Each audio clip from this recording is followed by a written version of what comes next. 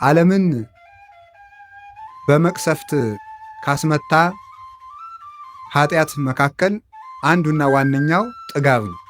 ከጥጋብ ጠብቀኝ ተብሎ ተጸልየዋል። ሰሎሞን ጸልየዋል። ከጥጋብ ጠብቀኝ።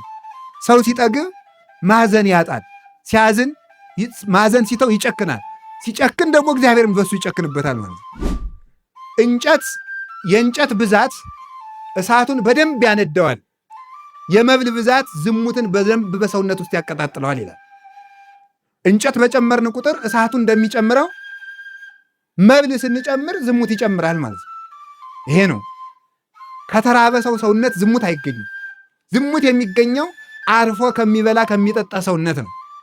ሰው አጥንቶ የማይዝበት ምክንያት፣ ቃለ እግዚአብሔር በልቡ የማያድርበት ምክንያት፣ ዕውቀትን መጻሕፍትን አንብቦ የማይረዳበት ምክንያት መብል ስለሚያበዛ ነው። በዓለም ላይ ዕውቀትን የመሰብሰብ አቅም ያላቸው ሰዎች ጾመኛ ሰዎች ናቸው። ሆዳም ሰዎች ማጥናት አይችሉም፣ መረዳት አይችሉም፣ ተነግረው ማዳመጥ አይችሉም። ልበ ቀላሎች ናቸው። የጠገበ ሰው እንኳንስ የሚታመም የሚሞት እንኳን አይመስለውም። ሰው በጠገበ ሰዓት እንኳን ሕመም ሞት፣ እንኳን ድህነት ሞት ትዝ አይለው። ዛሬ ስለ ጾም ነው የምንማማረው። ስለ ጾም ለተወሰኑ ጊዜያት ጾምን እንማማራለን ማለት ነው። ጾም ምን እንደሆነ በሱ እንማማራለን እና እግዚአብሔር ስለ ጾም እንድንማማርም እግዚአብሔር ይርዳን። እንግዲህ ስለ ጾም፣ ስለዚህ ርዕሳችን ጾም ነው። ጾም የሚል ርዕስ እንይዛለን። ዛሬ የመግቢያ ርዕስ የምናደርገው ወይም መግቢያችን ስለ ጾም ስለ ራሱ ከመነጋገራችን በፊት ስለ ጥጋብ እንነጋገራለን። ስለ ጥጋብ እንነጋገርና በጥጋብ አድርገን ወዴት ይኬዳል? በጾም ጥጋብን ቀንሰን ወደ ጾም እንሄዳለን ማለት ነው። እና ጥጋብ ምንድን ነው የሚለውን ነው የምንማማር ማለት ነው። ዛሬ ጥጋብ ምንድን ነው በሚል ርዕስ እንማማር። እስኪ ሁላችሁ ጥጋብ ምንድን ነው በሉ በሉ ደግማችሁ። አቤት ጥጋብ ምንድን ነው? እሱ ነው የምንማማረው። የጾም ተቃራኒ ነው ጥጋብ እንደምታውቁትና፣ ጽጋብ በግዕዝም ጽጋብ ነው፣ በአማርኛ ጥጋብ ተብሎ ይነገራል። ዓለምን እግዚአብሔር ብዙ ጊዜ በመቅሰፍት እንደመታው ሁላችሁም በታሪክ ታውቃላችሁ። ዓለምን በመቅሰፍት ካስመታ ኃጢአት መካከል አንዱና ዋነኛው ጥጋብ ነው። ለምሳሌ እግዚአብሔር ዓለምን በመቅሰፍት እንደቀሰፈ ከምናውቃቸው ታሪኮች አንዱ የኖህ ዘመን አንዱ ነው። የሰዶም ዘመን አንዱ ነው። እነዚህ ሁሉ ዓለምን እግዚአብሔር አንደኛ በንፍር ውሃ፣ ሁለተኛ በእሳት እንዲያጠፋ ያደረገው በምንድን ነው ሲባል በጥጋብ ምክንያት ነው። ግብረ ሰዶም፣ ዝሙት እንዲህ ያለው ነገር ሁሉ ቢጠራ ለእነዚህ ሁሉ ምንጫቸው ጥጋብ ነው እና ጥጋብ ለሰው ቀላል ኃጢአት ሊመስለው ይችላል፣ ግን ዓለምን በእሳት ያነደደ ኃጢአት ነው። ለምሳሌ እግዚአብሔር የሰዶምን ከተማ ዘር እንዳይተርፍ አድርጎ ያነደዳት ለምንድን ነው ብለን ስንጠይቅ ራሱ የሰራዊት ጌታ እግዚአብሔር እንዲህ ብሎ ይናገራል። ትንቢተ ሕዝቅኤል ምዕራፍ 16 ቁጥር 49 ላይ እንዲህ ሲል ይናገራል። ዝንቱ ውእቱ ኃጢአታ ለሰዶም እህትኪ፣ ኢየሩሳሌም ሆይ የእህትሽ የሰዶም ኃጢአት ይህ ነው ይላል። የእህትሽ የሰዶም ኃጢአት ይህ ነው። ምንድን ስንለው ትዝርት፣ የመጀመሪያው ትዕቢት ነው። ከዛ ወጸጊበ ኅብስት፣ እንጀራን መጥገብ። ይውላችሁ ሰዶምን በእሳት አንድዷታል እግዚአብሔር። በምን ኃጢአቷ ነው ስንለው አንደኛ በትዕቢት አለ። ከዛ ስንለው እንጀራን በመጥገብ። ሁለተኛው ኃጢአት ስንለው ደግሞ እረፍት ወምረፍት ይላል። ከዚያ ስንል ወምጽራት ቦዘኔነት ወይም ሐኬት። የሰዶም ከተማን በእሳት ያቃጠሏት 4 ኃጢአቶች እነዚህ ናቸው። ትዕቢት፣ ጥጋብ፣ እረፍትና ስንፍና ናቸው። እነዚህ አራቱ ኃጢአቶች ሰዶም ከተማን እግዚአብሔር በእሳት እንዲቀጣ አድርጓል ማለት ነው። ስለዚህ ይህንን አባቶቻችን በቅደም ተከተል ሲያስቀምጡት ጥጋብ እረፍትን ያመጣል። ጥጋብ እረፍትን ያመጣል። እረፍት ምንን ያመጣል? ሐኬትን ወይም ደግሞ ጽርዓትን፣ ቦዘኔነትን ያመጣል። ይሄ ምንን ይወልዳል? ትዕቢትን ይወልዳል ማለት ነው። ራሳቸው ቅደም ተከተል አላቸው። ሰው ሲጠግብ እንግዲህ እንደምታውቁት ጦሙን የዋለ ሰው ተግተው ሲቆፍር፣ ሲያርስ፣ ሲኮተኩት፣ ሲያርም የነበረ ሰው ምሳ ስታበሉት እንቅልፍ ይለዋል። ጥጋብ ምንን ያመጣል ማለት ነው? እረፍትን ይወልዳል ማለት ነው። ጥጋብ እረፍትን ይወልዳል። እረፍት ስለዚህ ሰው ሲበላ ያለመጠን በበላ ጊዜ ማረፍ ነው የሚፈልገው። ቢደክመዋል ማረፍ ይፈልጋል። ሲያርፍ ምን ይሆናል ደግሞ? ሰውነቱ ልህሉህ ይሆናል። ልህሉህ ይሆናል። ልል ዘሊል ይሆናል ማለት ነው። ተመልከቱ። የታንዘይልል እንዲል ይላሉ አባቶቻችን። ልህሉህ ዝም ብሎ ይሄ ነዝላል ይሆናል ማለት ነው። ነገሩን በአግባቡ ማከናወን የማይችል ከራስ ፀጉሩ እስከ እግር ጥፍሩ ድረስ በድንጋይ የተቀጠቀጠ ያህል እስኪሰማው ድረስ ሰውነቱ በሙሉ ድቅቅ ይላል። ያቅተዋል። የተደበደበ ያህል ይሰንፋል፣ ይዝላል። እጁ ይሰንፋል፣ እግሩ ይሰንፋል፣ ደረቱ ይሰንፋል፣ ሰውነቱ በሙሉ ይሰንፋል።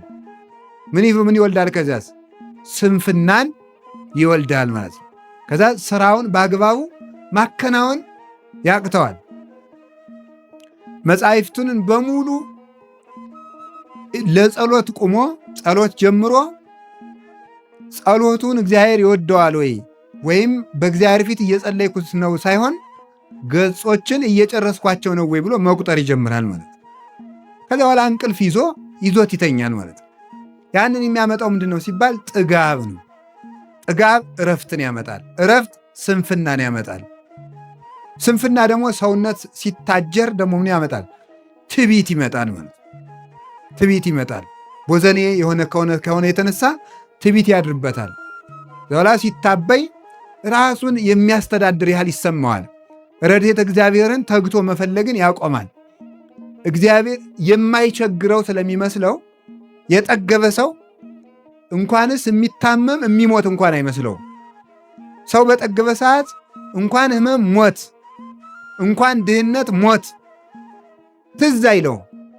ስለዚህ ሰው ደግሞ ተዘክሮተ ሞት ከሌለበት ሞትን ከረሳ ደግሞ የሰው ልጅ ምን ይሆናል?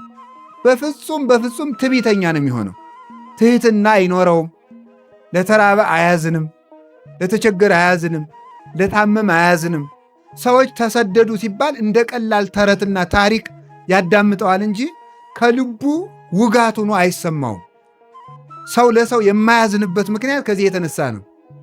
ሕማም ከሰው ቁስል እንጨት ቢሰዱበት አያመም ይባላል አይደለ? የሰው ችግር ሰው የማይረዳው ስለሚጠግብ ነው። የረሃበው ሰው የማንንም ችግር ያዳምጣል። ረሃብ በሌለበት መደማመጥ የለም። ጥጋብ በሌለበት ሰው አያደምጥም፣ አይሰማም። ታውቃላችሁ አይደል? አሁን ዝም ብሎ ዕድሜ ልኩን በሙሉ እየበላ ያደገ ሰው ምንድን ነው የሚሆነው? ለሰው አያዝን። ብታውሉት እንዲህ ያለ ሀገር እኮ ድርቅ መታው ሲባል ተው እኔ ይቅርታ አድርጉልኝ ጭንቅ አልሰማም፣ እንደዚህ ያለ ነገር ከፊቴ አታውሩብኝ ነው የሚለው ማለት ነው። መስማት ራሱ አይፈልግም። አንዳንድ ሰዎች አሉ አሁን በከተማ ትልልቅ ባለጸጋ የሚባሉት ይሄ የስደተኞች ታሪክን የሚዘግብ ፊልም እንኳን ሲመጣ ዝጉ ልጆች መጨናነቅ የለባቸውም የሚሉ ማለት ነው። እነዚህ ልጆች ምንድን ነው የሚሆኑት? ከዛ ያለ ጊዜው እንደበቀለና ፀሐይ ሲወጣ ወሶበ ሰረቀ ፀሐይ መጽለወ እስመ አልቦ እመቅ ለመሬቱ ጥልቅ ስለሌለው አፈሩ ጥልቅ ስላልሆነ በሾህ ላይ በጭንጫ ላይ የበቀለ ስለሆነ አለ ፀሐይ በወጣ ጊዜ ደረቀ አለ። እንደዚህ ነው። ተመልከቱ። እየጠገበ የኖረ ሰው ችግር በመጣ ጊዜ ወዲያው የሚደርቅ ተክል ነው። ጌታ ይህን ነው የተናገረው። ማቴዎስ 13 ላይ በጭንጫ ላይ የወደቀ ዘር ነበረ፣ ፀሐይም በወጣ ጊዜ ደረቀ፣ ለመሬቱ ጥልቀት የለውምና ሐዘንን የማይወዱ ሰዎች በትንሽ መከራ ሃይማኖታቸውን ይክዳሉ። በትንሽ መከራ ጠባያቸው ይለካል። ከሰው ጋር መኖር አይቻላቸውም። አትንኩኝ ባዮች ናቸው። ሁልጊዜ ማለት ደካሞች ናቸው። እንዲህ ያሉ ድኩም የሚያደርገው ምንድን ነው? ሁልጊዜ መጥገብ ነው። ለሰው ማዘን፣ ርኅራኄ፣ ምሕረት የሚጠፋው እግዚአብሔር ሰውን የሚምረው ሰው ለሰው ሲያዝን፣ እግዚአብሔር ደግሞ ለእሱ ይራራል። ተመልከቱ። እናንተ ለባልንጀሮቻችሁ መሐርያን ሩሩሆች ሁኑ ከመ ትኩኑ ውሉዶ ለአቡክሙ ዘበሰማያት። ለሰማይ አባታችሁ ልጆች ተሆኑት ዘንድ እናንተም ለባልንጀሮቻችሁ ሩሩሆች ሁኑ። የሰማይ አባታችሁ ለፍጥረት ሁሉ እንደሚራራ እናንተም ለፍጥረት ሁሉ ስትራሩ የሰማይ አባታችሁን የእግዚአብሔርን መልክ እንደያዛችሁ በዚህ ይታወቃል አለ። ያንን መልክ እንዳንይዝ የማያደርገን መተዛዘንን የሚያጠፋው ምንድነው ስትሉ ጥጋብ ሰው ለሰው እንዳያዝን ያደርገዋል። ሰው ለሰው ካላዘነ ደግሞ እግዚአብሔር ለሀገር ምሕረት አይልክም ማለት ነው። ስለዚህ የቸርነት ማጥፊያው ምንድነው? ጥጋብ ነው። ስለዚህ ድህነትም ክፉ ነው፣ ባለጸግነትም ክፉ ነው። ረሃብም ክፉ ነው፣ ጥጋብም ክፉ ነው። ሰው ረሃብን አትንሳይ ብሎ መጸለይ፣ ረሃብ አትስጠኝ ብሎ መጸለይ፣ የዕለት እንጀራዬን አትንሳይ ብሎ እንደሚጸልይ ከጥጋብ ጠብቀኝ ተብሎ ተጸልየዋል። ሰሎሞን ጸልየዋል። ከጥጋብ ጠብቀኝ። ሰው ሲጠግብ ማዘን ያጣል። ሲያዝን ማዘን ሲተው ይጨክናል። ሲጨክን ደግሞ እግዚአብሔር በሱ ይጨክንበታል ማለት ነው።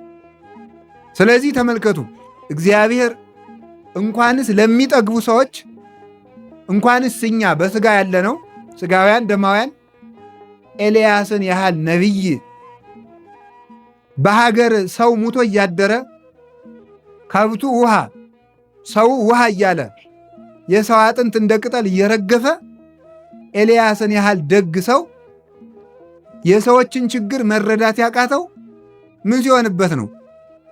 የእሱ ምሳ ስላለችለት ነው። እግዚአብሔር ከአንድ ቦታ አስቀመጠና ለነቢዩ ለኤልያስ ሥጋውን ያመጣለታል። አንዳንድ ጭን ሥጋ ይመጣለታል። አንዳንድ ጭን ሥጋ እየመጣለት ያችን ይበላል። ውሃይቱ ከማር ከውሃ የምትጣፍጥ ንጹሕ ምንጭ ትፈልቅለታለች። ነቢዩ ኤልያስ ያችን እየተመገበ ተመስገን፣ በአገሩ የረገፈውን አያስብ። ልክ እንደናንተ ማለት ነው። ቁርሳችሁ እራታችሁ ስለማይጎላችሁ የማይጎልባችሁ በየበረሃው የወደቀውን ሰው ትዝ የሚለው ሰው የለም በፍጹም ማለት ነው። ዳቦ እየበላ እግዚአብሔር ለምን እንጀራ አይሰጠኝም ብሎ እግዚአብሔር ጋር ትግል የሚገጥም ነው ያለ። ለምን የማይሰጠኝ የቤት ኪራይ የሚከፍለው ሳያሳጣው እግዚአብሔር ለምን ቤት አይሰጠኝም ብሎ ነው ሰው የሚበሳጨው ማለት ነው። ራሱ ስለበላ በየበረሃው ቀባሪ አጥተው የሚቸገሩትን የሚያስባቸው የለም። ጠያቂ አጥተው የታሰሩትን የሚያስባቸው የለም። ለዚህ ነው እግዚአብሔር ጥጋብን አጥብቆ የሚጠላው። እና ኤልያስ እንኳን ያችን እየተመገበ ቁጭ አለ። ኋላ አንድ ቀን እግዚአብሔር እነዚያን ቁራዎች በሉ አቁሙ፣ ይሄ ሰውዬ ለሰው ማዘን አቁሟል፣ የራሱን ምሳና ራስ ስላነሳሁት አቁሙ፣ ዝናብ እንዲጠይቀኝ እኔን አቁሙ አላቸው። ቁራዎችን አስቀረ። ቁራ ነበረ። አይ የቁራ ስም ሲለወጥ የእኛ ስም ሳይለወጥ ቀረ። ቁራ የሁላችሁ ድሮ እንደወጣ ሆዳ ሙሎ እንደበላ ነበር የቀረ። እግዚአብሔር ግን ሲለውጥ መልካም ነው። ሥጋ እየበላ በዚያው የወዳደቀ ሰው እየበላ በኖህ ዘመን በዚያው ወድቆ የቀረው ማን? ቁራ በኤልያስ ጊዜ ስንቅ አቀባይ ሆነ። ይሁላችሁ እግዚአብሔር ሲፈልግ በአሞራ አፍም ሥጋ አምጥቶ ይመግባል። በበላተኛ አፍ ምግብ አምጥቶ እግዚአብሔር ይመግባል። በበላተኛ አፍ እኮ ነው የሚያመጣው። ስለዚህ ምን አደረገ? መገበውና ነቢዩ ኤልያስ እየወጣ ቢያይ የለም። ቋኑ ይፈይጦ ለቋ የቁራም ወንበዴ ያለበት ለቁራም የቁራ ወንበዴ ይኖርበት ይሆን? ምንድን ነው ነገር? እየወጣ ቋኑ ይፈይጦ ለቋ እያለ እየወጣ ቢያይ የለም። ከዚያ በኋላ ውሃይቱን ደግሞ ሂዶ ቢያት ደርቃለች። አዲያ ኤልያስ እንደኔና እንደናንተ ተበጻባጺ አይደለም። ይሄ ዝም ብሎ ሁከትም ይገባል። ፈጣሪን የምን በደልኩ አላለም። ምን በደልኩን ያንተን ብዬ ወጥቼ ረሃብ የምትገለኝ? ዝም ረሃቡን ታግሶ ምንድን ነው ነገር ብሎ ዝም ታግሶ ጀግና አይደል? ዝም አለ። ኋላ እግዚአብሔር ሲያበላውም ዝም አለ። ደግሞ ቢያስቀርበት ዝም። እንዲሁ እኮ ግሩም እግዚአብሔር ቸር አይደለም? ይሄ ደግሞ እነሱ የእነሱን ጉዳት ይህ ብዬ ምሳና ራቱን ባስቀረበት ደግሞ እሱ ራብ ሊሞት ነው ብሎ እግዚአብሔር ቸር አይደል? ኤልያስ ታግሶ ራቡን ዝም ቢል እግዚአብሔር መጣና ኤልያስ እንዴት ነው ነገሩ? በላውን ደግሞ አንተ ራብ ትሞትን? ተመልከቱ።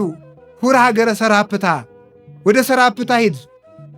ወበህየ ተሴሰየከ ሀቲ መበለት፣ በዚያ አንዲት ድሃ ትመግብሃለች አለው። ሄደ። ከዚያ በኋላ ቅዱሳን የዕለት ራት እንኳን ቢያጡ እግዚአብሔር ውጡ ሳይላቸው አይወጡ፣ እግዚአብሔር ግቡ ሳይላቸው አይገቡ። የሚሰማሩ ከእግዚአብሔር አግኝተው ነው። እማበ እግዚአብሔር ይጸኑ ሁረቱ ለሰብ፣ የሰው ጎዳናው ከእግዚአብሔር ተነስቶ ሲሆን ይቀናል ብሏል ቅዱስ ዳዊት። አይሄዱም። ለመብላት እንኳን ጦም ውለው ጦም አድረው እንጀራ በዚህ ሀገር አለ ቢባሉ እንኳን እግዚአብሔር ሂዱ ሳይላቸው አይሄዱም። ተነስቶ መንገድ ለመንገድ ሰራፕታ ሂድ ያለው መንገድ ለመንገድ የወደቀውን ሰው አይቶ ለካ እኔ ሥጋዬን እየበላሁ ውሃዬን እየጠጣሁ የሁሉ ሰው ተርቦን የሚያድር ብሎ እንዲያዝንና ዝናብ አዝንም እንዲላይ ብሎ ነው። ከዚያ በኋላ ሄደ፣ አየ። አይቶ ደግሞ ይኸውላችሁ አንዲት ድሃ አገኘ። እንዴት አደርሽ አንቺ ሴት አላት። እግዚአብሔር ይመስገን፣ እባክሽን ተመልከቱ ትንሽ ቁራሽ ዳቦ ስጭኝ አላት። በዚያውም ትንሽ ውሃ ስጭኝ አላት። በኤልያስ ጊዜ ውሃ አንተ ሰማይን ለጉመ ደግሞ ውሃ ትለምናለህ፣ አንተም ውሃ ይጠማሃል፣ አንተም ይርባሃል። መሬቱን የዘራችሁብሽን አታብቂ ብላ በልቧ ነው እንደዚህ ያለች። አላለችም። በአንደበቷ ግን ምንድን ነው ያለችው? አይ ያው እግዚአብሔር ምስክሬ ነው፣ እቤት ያለችው እፍኝ ዱቄት ናት። ያችንም እኔና ልጄ አንተም በልተናት እንሞታለን። ና እንሂድ አለችው። እባክሽ እርቦኛልና መጀመሪያ ለእኔ አምጭልኝ አለ። ቂጣውን ጋግሪና መጀመሪያ ለእኔ አምጪ፣ ኋላ ደግሞ አንቺና ልጅ ትበላላችኋል። ለጊዜው ርቦት ነው፣ ጦም የዋለ ጦም ያደረ ነቢይ ስለሆነ። ምስጢሩ ግን መጀመሪያ ለቤተ ክርስቲያን አምጥታችሁ ኋላ ለራሳችሁ ብሉ ማለቱ ነው። የዛሬ ሰው እኮ መጀመሪያ ራሱ ስለሚጋጠመው ነው የማይበረክትለት። መጀመሪያ ለኤልያስ ጋግሮ ማምጣት፣ ቀጥሎ ራስ መብላት ነው። መጀመሪያ ለቤተ ክርስቲያን ነው። ድሮ እኮ እሸትም ሲደርስ መጀመሪያ የሚወሰድ ለጳጳሱ ነው። አዲስ እሸት ቢደርስ ገበሬው የፈለገ ርቦት ቢቀር ከጳጳሱ ወስዶ አስባርጎ ይሄው አዲስ እሸት፣ ወይኑ ትርንጎው ደርሷል፣ ባቄላው በቆሎው ደርሷል፣ አባታችን ይባርኩልን ብሎ እዚያ በኋላ ይበላል ማለት አላ ይውላችሁ። ያችን ቁራሽ ዳቦ እስከሚለምን ድረስ ሲደርስ ነቢዩ ኤልያስ ቅዱስ ኤልያስ ርቦት ነበር፣ ለተራቦት አዝኖላቸው ነበር። ይህ እንዲርዋችኋል ብሎ ከዚያ በኋላ አንቺ ሴት እግዚአብሔር ይበርክት ብሎሻል አለና ሲባርከው በረከተ። እህል እስከሚበቅል ድረስ በረከት ከቤትሽ አይጠፋም። አበረከተው። ሲበረክትለት ደግሞ ያችን ዳቦ በዘይት እየበላ ረሳ። ይኸውላችሁ ረሳ። ጥጋብ ክፉ ነው አላሎችም? እንኳን እንደኔና እንደናንተ ያለነውን ተራ ሰዎች ነቢዩን እንኳን አስረስቶታል። ጥጋብ ክፉ ነው። አስረሳው። ነቢይ ኤልያስ ያችን ቀን ጸሎቱን ይጸልያል፣ ትንቢቱን ይተነበያል፣ ምስጢረ ነቢያትን በሙሉ ያመሰጥራል። እግዚአብሔርን ባይኑ ያየዋል። ንጹሕ ድንግል ንጹሕ መንፈሳዊ ነው።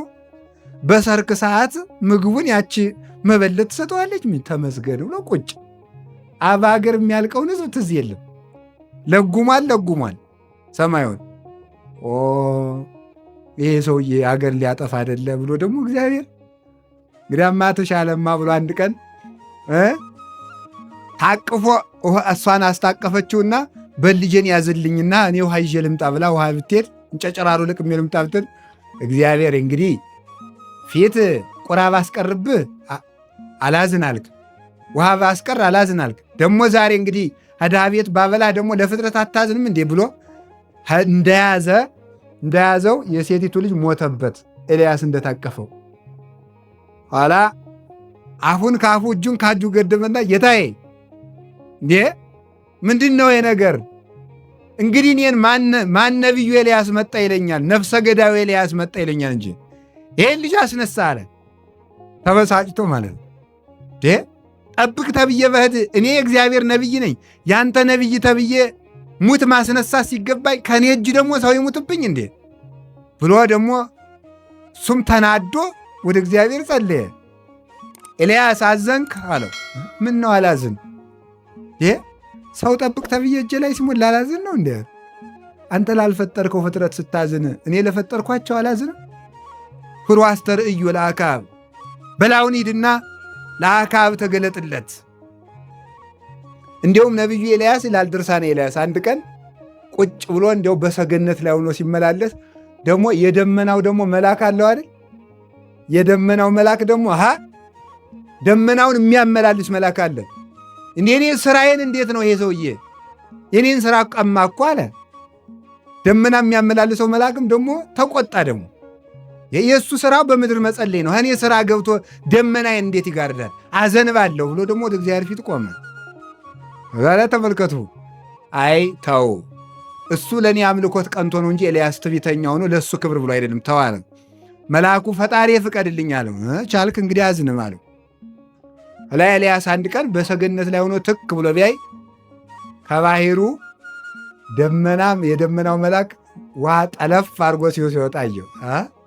ማን ነው እኔ ሳልሰማ ደግሞ ደመና የሚጠቅስ ደግሞ ብሎ በዓይኑ ጠቀስ ቢያረጋት ያቺ ደመና ብትን አለች። መልአኩ ተቆጥቶ መጥቶ አንተ እንዴት እንዲህ ታደርጋለህ? አንተ ትቢያ ነህ፣ አመድ ነህ፣ እኔ መልአክ ነኝ። አንተ በእኔ ሥራ የምትገባ ለምንድን ነው አለ። አይ እንግዲህ እኔ ያህል ስትናገር እኔ እንዳልተናገርኩ አለ ኤልያስ። እኔ ለአምልኮተ እግዚአብሔር ቀንቼ ነው በሌላ አይደለም አለው። ተመልሶ ሄደ።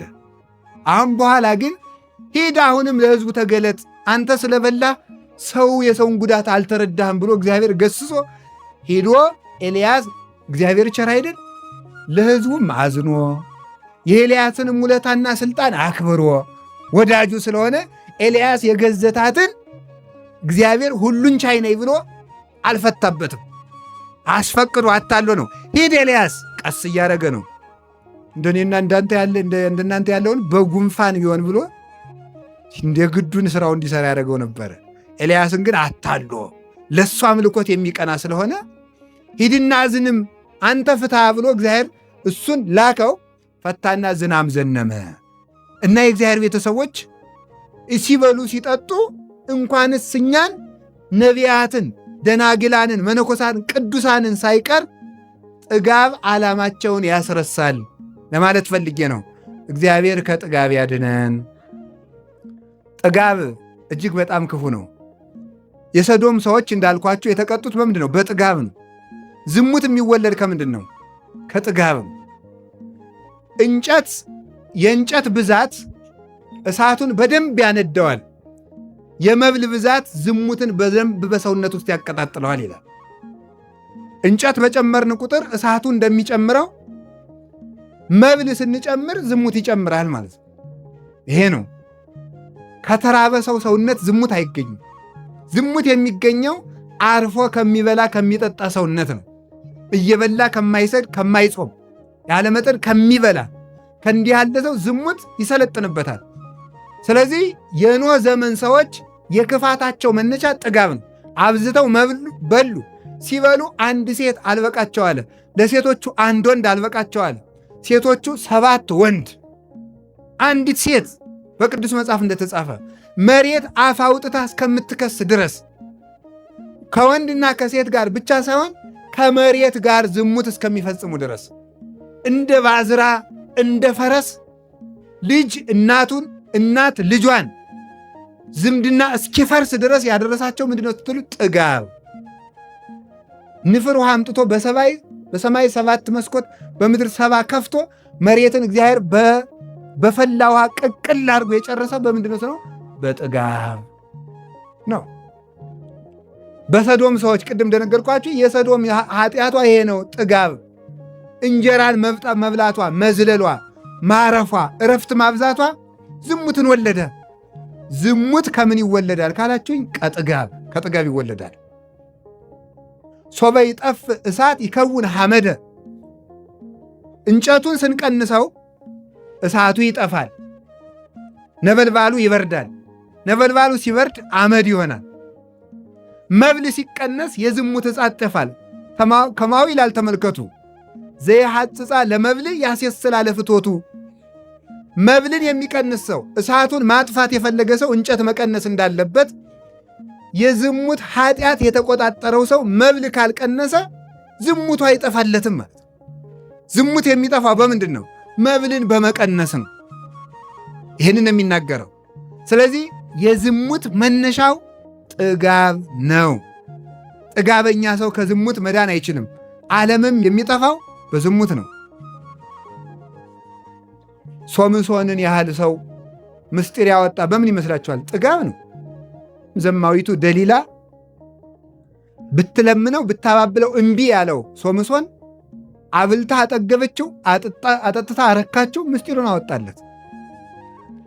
ምስጢር የወጣ የሶምሶን ጸጋ የተገፈፈው በጥጋብ ነው። ቅዱስ ዳዊት የወንድ ሚስት የቀማው በምንድን ነው? በጥጋብ ነው። ነፍስ ያስገደለ በምንድን ነው? ሚስቲቱን መቀማቱ ሳያንሰው ባሏን ያስገደለ በምንድን ነው? በጥጋብ። በልቶ ጠጥቶ በሰገነት ላይ ሲመላለስ ረፍት ውሎ በልቶ ጠጥቶ በሰገነት ላይ ሲመላለስ የሴት አካል አየ፣ በሐፀ ዝሙት ተነደፈ፣ ወደቀ። በአንድ ጊዜ 3 ኃጢአት ሠራ። አታመንዝርን ፈጸመ፣ ኢትሁር ኀበ ብእሲተ ብእሲ የባልንጀራህን ሚስት አትመኝን አፈረሰ። መጨረሻ ላይ ኢትቅትል አትግደልን አፈረሰና ባሏን አስገደለ። ስለዚህ ይሄ ሁሉ የተፈጸመው ምንድን ነው ስትሉ በጥጋብ። ዳዊትን ያህል ነቢይ ያሰናከለ ጥጋብ ነው። ሶምሶንን ያህል ጀግና ያሰናከለ ናዝራዊ ፍጹሙን ድንግል ያሰናከለው ምንድን ነው? ጥጋብ ነው። የወይን ብዛት ነው። የመብል ብዛት ነው። ስለዚህ የዝሙት መነሻው ጥጋብ ነው። ጥጋብ ደግሞ ዝሙትን ይወልዳል። ዝሙት ሀገር ያጠፋል። እግዚአብሔር በሀገር መዓት የሚያዝበት ዝሙት ሲበዛ ነው። ይሁልኝ ስሙልኝ፣ በሀገር ጦርነት፣ ረሃብ፣ ድርቅ የሚበዛው ጥጋብ ሲበዛ ነው። ጥጋብ ዝሙትን ሲወልድ ነው። ዛሬ ዝምድና የሚያከብራለን 7 ትውልድ ቆጥሮ የሚጋባ ማን አለ? 3 ቤት ይጋባል፣ 4 ቤት ይጋባል። እንዴት ነው እስቲ በየሀገሩ ከኢትዮጵያ ውጭም ወጣችሁ ስታዩ ሰው አክስቱን ማግባት ይቻላል እየተባለ ኢትዮጵያ ውስጥም ይፈቀድ ተብሎ ሰላማዊ ሰልፍ ተወጥቶ ነበር። ሰው እናቱን የሚያገባባት ሀገር አለች ዛሬ በዓለም ላይ። እናት ልጇን ማግባት የምትችልበት ሀገር ዛሬ አለች በዓለም ላይ። እነዚህ ሁሉ የተፈጠሩ ከምን ነው? ከጥጋብ ነው። ጾም የለማ። ጾም ስለሌለ ፈረንጆቹ እናቴን እንዳገባ ፍቀዱልኝ አለ። አባት ልጄን እንዳገባት ፍቀዱልኝ አለ። እናት ልጄን እንዳገባው ፍቀዱልኝ አለች። ምን? ጥጋብ። 365 ቀን መብል ነዋ። ጥጋብ ነው ግብረ ሰዶምን የወለደው። አውሮፓውያንና ሌሎቹ አሜሪካውያን ሲጠፉ ምን በማለት ነው የጀመሩ? ጾም ይቅርብን ብሎ ማርቲን ሉተር ጾም ይቅር ብሎ ጀመር አይደለም? እንደምታውቁት ጾም ቀረ። ሲቀር ምን አለ ተመልከቱ። ከዚያ በኋላ ከትዳር ወጥተው 5-6 ማግባት እንዲፈቀድላቸው መንግስትን በሕገ መንግስት እንዲያካትት ጠየቁ። ቀጠሉ። የተመሳሳይ ጾታ ጋብቻ ይፈቀድልና ነው። ይህ ሁሉ የወለደው ምንድን ነው? ጥጋብ። 24 ሰዓት የሚበሉ ፈረንጆች ይህንን ወለዱ ማለት። ጥጋብ ይህንን ሁሉ ነገር አምጥቷል። ሌላ ጥጋብ ምን ያመጣል? ጥጋብ ልብን ያጨልማል። መብል ሲበዛ ልብ ይጨልማል። ሰው አጥንቶ የማይዝበት ምክንያት፣ ቃለ እግዚአብሔር በልቡ የማያድርበት ምክንያት፣ ዕውቀትን መጻሕፍትን አንብቦ የማይረዳበት ምክንያት መብል ስለሚያበዛ ነው። በዓለም ላይ ዕውቀትን የመሰብሰብ አቅም ያላቸው ሰዎች ጾመኛ ሰዎች ናቸው። ኮዳም ሰዎች ማጥናት አይችሉም፣ መረዳት አይችሉም፣ ተነግረው ማዳመጥ አይችሉም። ልበቀላሎች ናቸው። ልበቀላሎች ከበድ ያለ ነገር ሲመጣ እንቅልፋቸውን የሚተኙ ማለት ነው። ድፍንም ያደረጋቸው። አሁን እዚያውን ከበድ ያለ ነገር ብጀምር ሁሉም ሰው ለጠቅ ምስጢረ ሥላሴ ሲባል ምስጢረ ሥጋዌ ሲጀመር ለጥ እንዲው ታሪኳ ስትመጣ ያችን ባይሆን ትሰማላችሁ አይደለም? ቀለል ቀለል ያለች ትምህርት ስትሆን ያችን መስማታችሁ እግዚአብሔር የተመሰገነ ይሁን።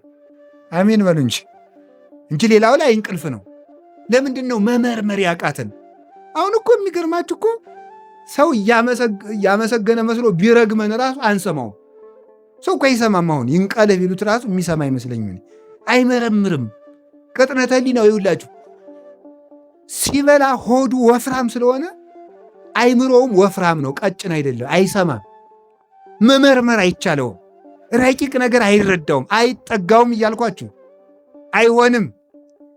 ሰው ካልጾመ ልቡ ይጨልማል፣ ልቡ ይጨልማል። ስለዚህ ምንድነው የሚለው መሰላችሁ? ይሄ ምንድነው የሚባለው? የጎሰቆለ ወይም ትቢያ የመላበት መስታወት ይሬስዮ ለገጸ ብሲ ድሙነ ይላል ወግሪስ። ይኸውላችሁ ምን ማለት ነው መሰላችሁ? ይሄ ትቢያ የመላበት መስታወት የቀዩን ሰው ፊትም እንኳን ቢሆን ጥቁር ያደርገዋል። ምን ይለዋል? ተመልከቱ፣ ጥቁር ነው የሚያደርገው። ልክ እንደዚህ ሁሉ ብዝሃ መብል ያጸልሞ ለልቡና፣ መብል ማብዛትም እንደዚህ አድርጎ ልብን ያጨልመዋል ይላል። ስለዚህ የእውቀት ማነስ፣ አጥንቶ ያለመረዳት፣ ነገሮችን ያለመመርመር፣ አስተዋይ አለመሆን የሚመነጨው ከመብል ብዛትና ከጥጋብ ነው ማለት ከጥጋብ ብዛት ነው። አጥንተን የምንረሳ የምንሆነው ለዚያ ነው። ትጋት የሚጠፋው በጥጋብ ምክንያት ነው። ቁሞ መጸለይ፣ ተግቶ ማስቀደስ፣ ነጋ ለኪዳን መሸ ለቁርባን ማለት የሚቀረው በምንድን ነው? በጥጋብ ነው። በጥጋብ ነው። ተመልከቱ፣ ስጋሁ ለጸዋሚ ኢይትካህሎ ከመ ይኑም ኩላ ሌሊተ መጽሐፈ መነኮሳት የሚለው የጾመኛ ሰው ሰውነት ሌሊቱን ሙሉ ተኝቶ ማደር አይቻለውም ነው የሚለው። የጾመኛ ሰው ሰውነት ሌሊቱን ሙሉ ተኝቶ ማደር አይቻለም። ትጋት የሚወለደው ከጾም ነው። ስንፍና እንቅልፍ የሚወለደው ከመብል ነው። መብል የቀነሰ ሰው ምን ያደርጋል መስላችሁ? እሱ ልቡና ሁሉ ትጉህ ነው። ሰውነቱ ሁሉ ሸካፋ ነው። ንዝህላል አይደለም። ስለዚህ ሰው ተግቶ መጸለይ ይቻለው ዘንድ ምን ማድረግ አለበት? መጾም ይጠበቅበታል። ጥጋብ ደግሞ በአንጻሩ ልብን ያጨልማል። እሱ ብቻ አይደለም። ምድረ ሆፃ ይላል ተመልከቱ፣ ያበቁል አስዋከ፣ ጭንጫ መሬት እሾህ ያበቅላል። ተመልከቱ። ልቡናው ለስሱ ይላል ተመልከቱ፣ የስስታም ሰው ልቡናም ክፋትን ያበቅላል ይላል። ክፋት የሚበቅለው ከጥጋብ ነው። ይሁላችሁ ዝሙት ይበቅላል አልኳችሁ፣ ስንፍና ይበቅላል አልኳችሁ። ድንቁርና የሚበቅለው ራሱ ከምንድን ነው? ከጥጋብ ነው። ሰው አላዋቂ የሚሆነው በጥጋብ የተነሳ ያለመጠን በመብላት። ያለመጠን የሚበላ ሰው እውቀት የለውም ፈጽሞ። አንድ ዛሬም በሕይወተ ሥጋ ያሉ አንድ ሊቀ ጳጳስ አሉ፣ በረከታቸው ይድረሰን። ምን ብለው ይናገራሉ? እንደሚሉት መሰላችሁ? እየበሉ እየጠጡ ብሉያት አዲሳትን መረዳት አይቻልም። ተግቶ መጾም ይገባል። ተግቶ ማደር ይገባል። ስለዚህ ትጋት የእውቀት ምንጭ ነው። ረሃብ ደግሞ የትጋት ምንጭ ነው። ጥጋብ የእንቅልፍ ምንጭ ነው። እንቅልፍ ደግሞ የድንቁርና ምንጭ ነው። መብል ባለበት ትጋት የለም። ትጋት በሌለበት እውቀት የለም። እውቀት የሚሰበሰበው በትጋት ነው። ንብን ይዋት ተኝታ አይደለም ያን ሁሉ ማር የምትሰበስበው፣ ተግታ ነው፣ ወጥታ ወርዳ ነው። ስለዚህ ተመልከቱ፣ ንብ ማርን እንደምትሰበስብ ማር ቃለ እግዚአብሔር የሚሰበሰበው በትጋት ነው። በታምር አይደለም። ገርማል እኮ ሰው በቃ እንዲሁ ጥግብ ታምር ፍለጋ ዝም ብሎ ማጥናት ሲያቅት ጊዜ ዝም ብለት እየበላ ለጥበልና እስቲ እንዲያው የጥናት መድኃኒት ምንድን ነው ተበጥብጦ የሚሰጣል እያልክ ተጃጃል። እንግዲህ አታጠናም ተግታ እንቅልፍትን አትቀንስም። እንዲ ተጋድመ እንደ ግንድ እያደርክ እንዲህ ነው አብሾ በየት ነው የሚገይበል? እንግዲህ ያለ ነገር የለም። እንዲሁ የሚደገም አለ የእውቀት የድሮ አባቶች የሚጠቀሙት ነበረ። ይህ እንዲሁ ማምላክን እንዲሁ ደም ያፈላል አዛኝ እንዲሁ አይባልም እንጂ ነውር አይደለም። እንዲ የነ ዮሐንስ አፈወርቅ ልጅ ሁነን እንዲሁ ይህ ወረቀት ፍለጋ ድግምት ፍለጋ ደግሞ ምንድን ነው? ዮሐንስ አፈወርቅ ብሉይና አዲሳትን ያጠናቸው ምን አድርጎ ነው? 15 ዓመት በሙሉ ገብስ በሚዛን እየመዘነ እየበላ ነው። ትጋት ነው፣ ጾም ነው እውቀትን የሚገልጠው። ይሄ ደግሞ ጨጨጨጀጀ ዝም ብሎ ድዝድዝና ይሄ ክርታስ ፍለጋ ደግሞ መሮጥ ምንድን ነው ደግሞ? የሰው ልጅ ክርስቶስን ያህል ጥበብ እያለ ጥበብ ኃጢአት ነው ምንድን ነው?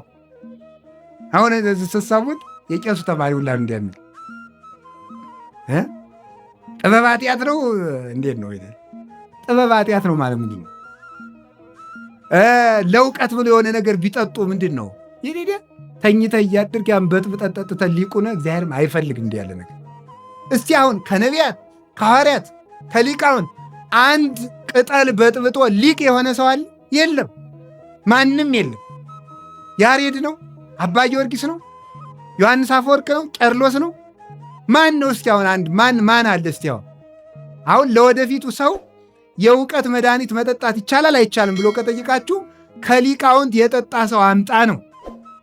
ከሊቃውንት የጠጣ ሰው አምጣ። እስቲ ከቅዱሳን በገድልም ሆነ በድርሳን እገሌ ይሄንን ቅጠል ጠጥቶ ሊቆን የሚል ካመጣት ጥሩ። አባቶቻችን ካላደረጉት ደግሞ ምንድነው? ንይነሰን ተሉ እምነት አበዊነ ቅዱሳን ዘይንበለ ተወላውሎ ነው የሚለው ቅዱስ ቄርሎስ ሲናገር ሃይማኖተ አበው ላይ። እኛ አባቶቻችን ጎዳና ያለ ጥርጥር ሃይማኖታቸውን ከነስራቸው ነው የምንከተላቸው።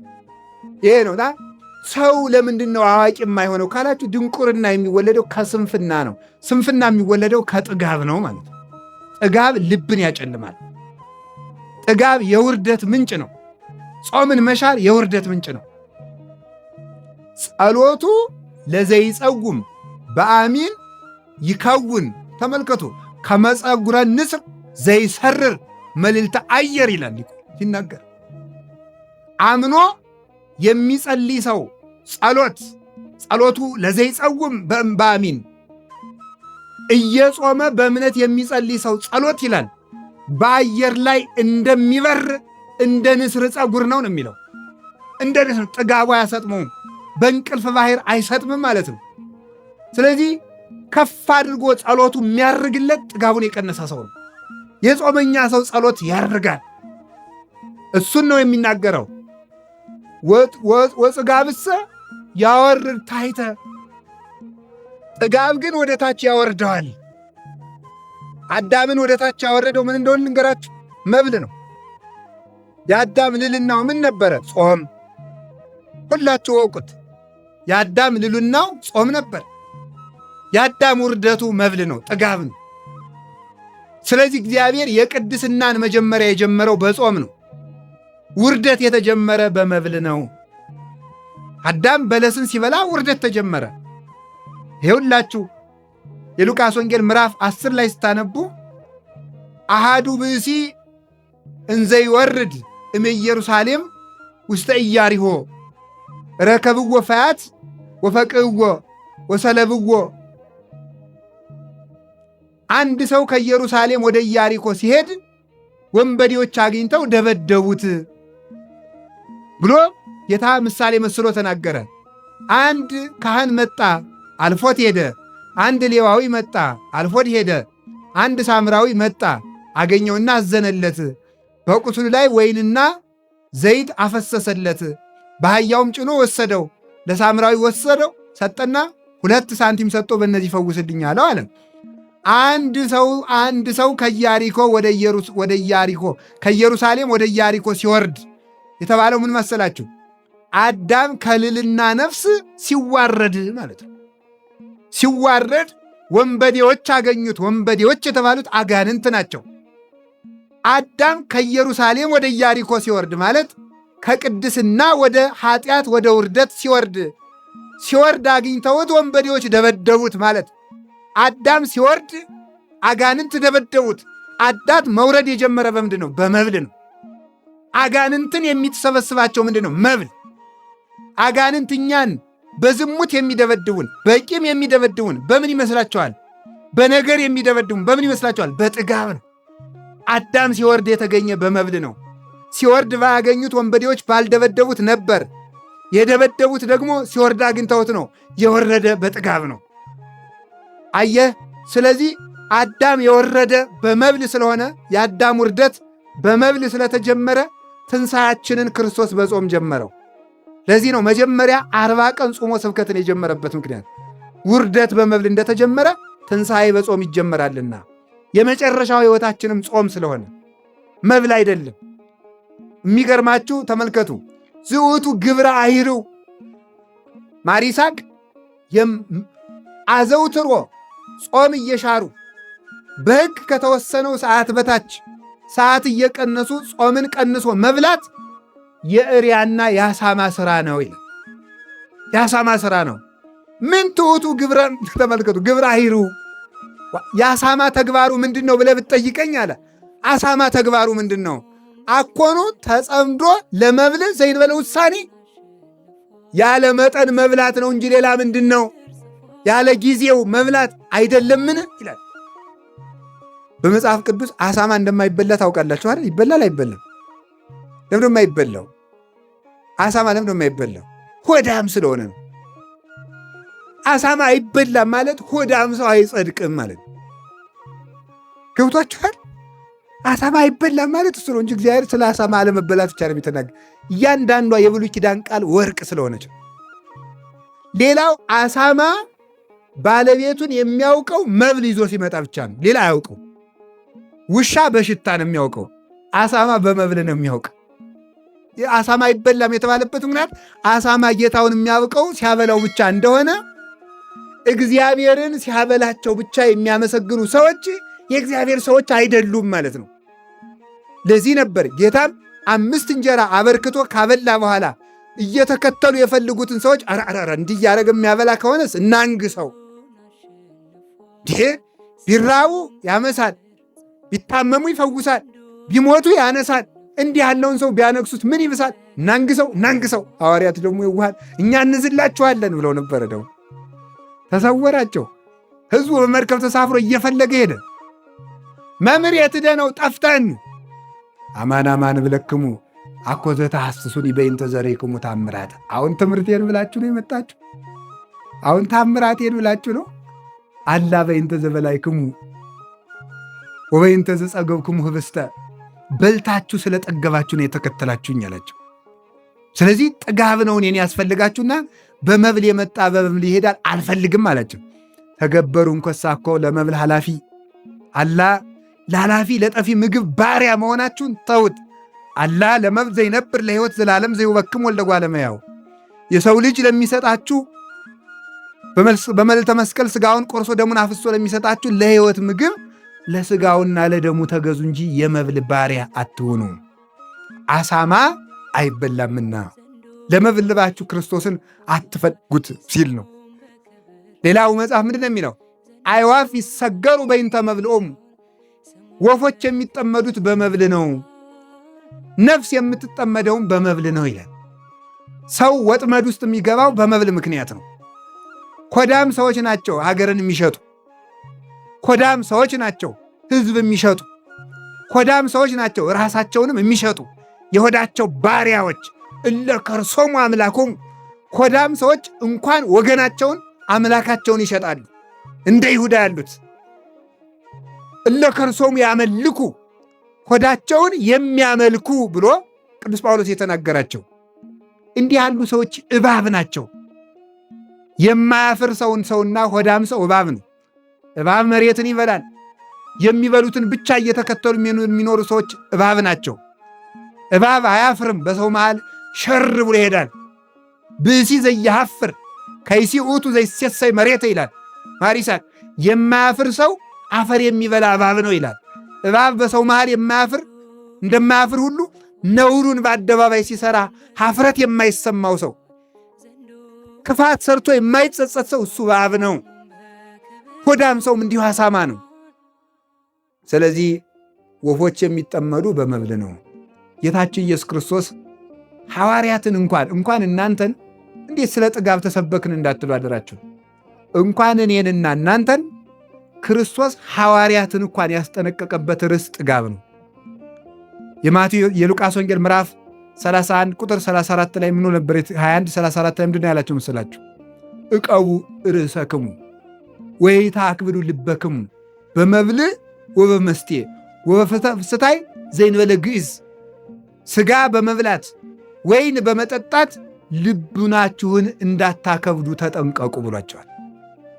በመብላት በመጠጣት ልባችሁ እንዳይከብድ ተጠንቀቁ።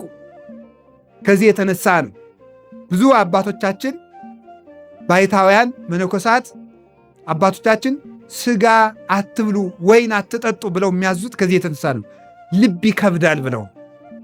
ስለዚህ የልቡና መጨለም ከዚህ ይወለዳል። ጥጋብ፣ ዱላ፣ ድብድብ ሁሉ የአእምሮ መጨለም ሁሉ የሚወለደው ከጥጋብ ነው። ነጽሮት የማይወለደው ከጥጋብ ነው። ተመስጦ የሚጠፋው በጥጋብ ምክንያት ነው። ተመስጦ መብል የመሰጠው ሰው እንዴት ሥላሴ ይመስጡታል? እንዴት ማርያም ትመስጠዋለች?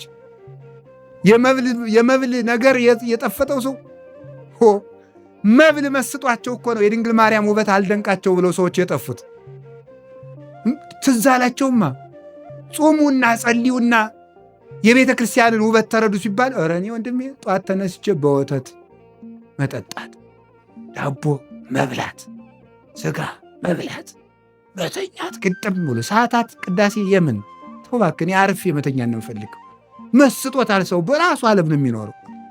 አሁን በዚህ የተመሰጠ ሰው እንዲሁ በእውነቱ ለደንቆሮ የማሕሌትን ነገር ማን ያስረዳል? እንዲህ የፀሐይ መልኳ በጣም መልካም ነው ብሎ ለዓይነ ስውር የሚነግር ማን ነው? ፍጹም ነው። አንድ ሰው እየናሉ በጉድጓድ ነበር የሚኖረው አሉ። በጉድጓድ ነው ከተወለደ ጀምሮ በጉድጓድ ነው የኖረው። አንድ ቀን አይ ፀሐይ ምን ትመስላለች መሰሉ ሲል ኧረ እንደዚች ጉድጓድ ያለው ውብ የለም በዚች ምድር ላይ አለ ይባላል። ወጥቶ አያውቅም እኮ ሰው ማለት እና በዚያ ሰጥሞ የሚኖር ሰው ፈጽሞ ለዚህ ነበረ እግዚአብሔር። ተመልከቱ ውሃ የጥጋብ ብዛት ሰውነታችን ጽድቅን እንዳያበቅል የሚያደርግ ረግረግ ውሃ ነው። እግዚአብሔር በኦሪት ዘፍጥረት ምዕራፍ 1 ቁጥር 9 ላይ ለይት ጋባ ማይ ውስተ ምዕላዲሁ ወያስተርኢ የብስ፣ ውሃው በየክፍሉ ይሰብሰብ፣ ውሃው ይሰብሰብ መሬትም ትገለጥ አለ። እግዚአብሔር መሬት ከማብቀሉ አስቀድሞ ውሃው ይድረቅ፣ ጠፈፍ ይበል፣ ደረቅ ይበል ነው ያለ። ውሃ የተኛበት መሬት ለማብቀል አይመችም። 24 ሰዓት በመብልና በመጠጥ የለመለመ ሰውነት ጽድቅን ያበቅል ዘንድ አይቻለውም። ውሃውን ጠፈፍ አድርጎ ሰኞ ውሃውን ጠፈፍ አረገና እግዚአብሔር ማክሰኞ ለታብቁል ምድር ዘርአ ዘይዘራ በበዘሩ ወበበጽጌሁ ወበአርያሁ፣ መሬት ዘርን በየወገኑ ታብቅል ብሎ የተናገረ መጀመሪያ ውሃውን ጠርጎ ነው። እኛም በጾም በጸሎት ሰውነታችን ሲገሰጽ እና በትጋት ለጉመን ስንይዘው የጸሎት ፍሬ፣ የፍቅር ፍሬ፣ የትሕትና ፍሬ በሰውነታችን ውስጥ ይገኛል እና ጥጋብን ማስወገድ የጽድቅ ሁሉ ምንጭ ነው። ጥጋብ የክፋት፣ የመገዳደል፣ የዝሙት፣ ትዳርን የመፍታት፣ ፍትህን የማጉደል፣ ለባልንጀራ አለማዘን፣ የዝርፊያ፣ የቅሚያ፣ የዘፈን፣ የጭፈራ፣ የዋይታ፣ የግርግርታ፣ የዚህ ሁሉ ምንጩ ምንድን ነው ስትሉ ጥጋብ ነው እና እግዚአብሔር ልክ የሆነ መስመር የገባ ሰውነት ያድለን። ጾሙን ጾመን በአግባቡ ለፍሬ እንድንበቃ አምላከ ቅዱሳን ይርዳን። ጥጋብ አይነተኛ በሽታ ነው። በእውነት አይነተኛ ደዌ ነው። ይችን የምትፈውሰው ደግሞ ጾም ናትና ጾሙን በአግባቡ ሞልታችሁ ጾሙ። ከሆነላችሁ ጨምሩ እንጂ አታሳንሱ። ጾመን ለማበርከት ያብቃን።